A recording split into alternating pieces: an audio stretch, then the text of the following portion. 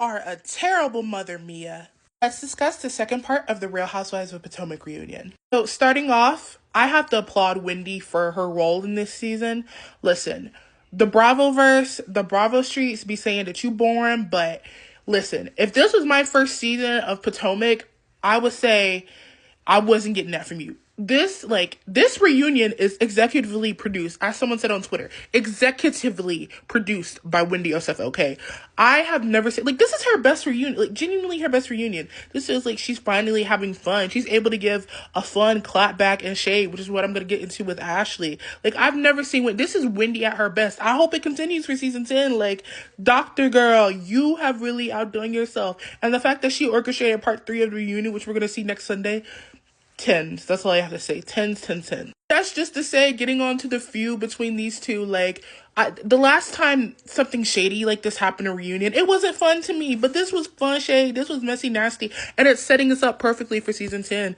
Ashley and Wendy going back and forth about their men. Wendy talking about, oh, well, you said this in season 6. Ashley demanding an apology for what Wendy said on Watch What Happens Live with Andy. Come on, this was fun shade. This was nasty, nice and nasty as...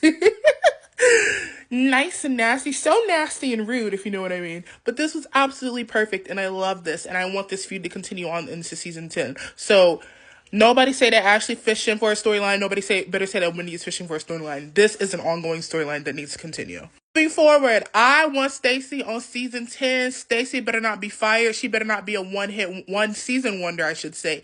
Listen, Stacey brings absolutely necessary success to the show. The fact that she was saying, oh, when my colleague, I don't like when my colleagues buy something. She is a whole, key. I need her on this show. I see her potential. She could be could she be a Kenya Moore or a necessary villain?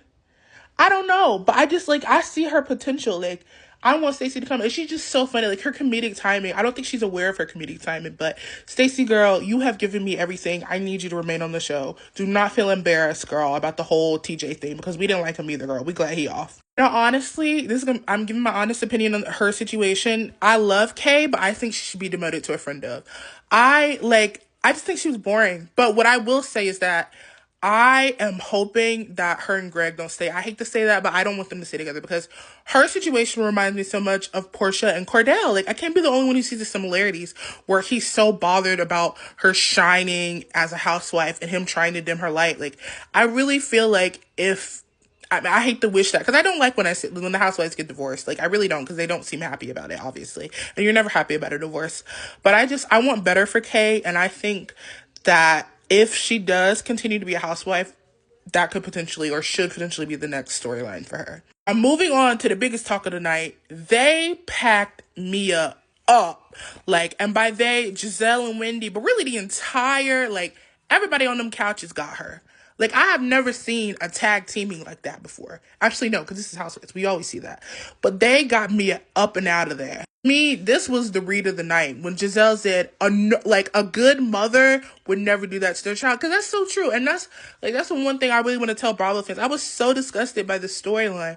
You should never use your child's paternity, period, or anything. I never use your child for a storyline. And the fact that she was going around saying, oh, the ink is permanent. Well, the ink ain't permanent anymore. Is it?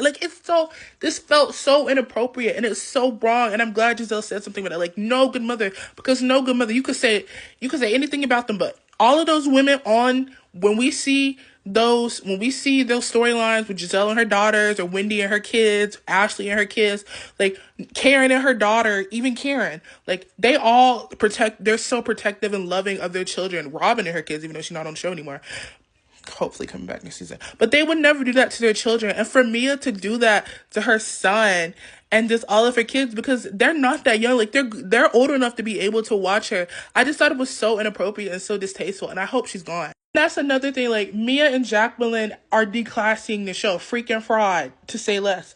And, that's another thing, Jacqueline was talking about, her potential future with her baby.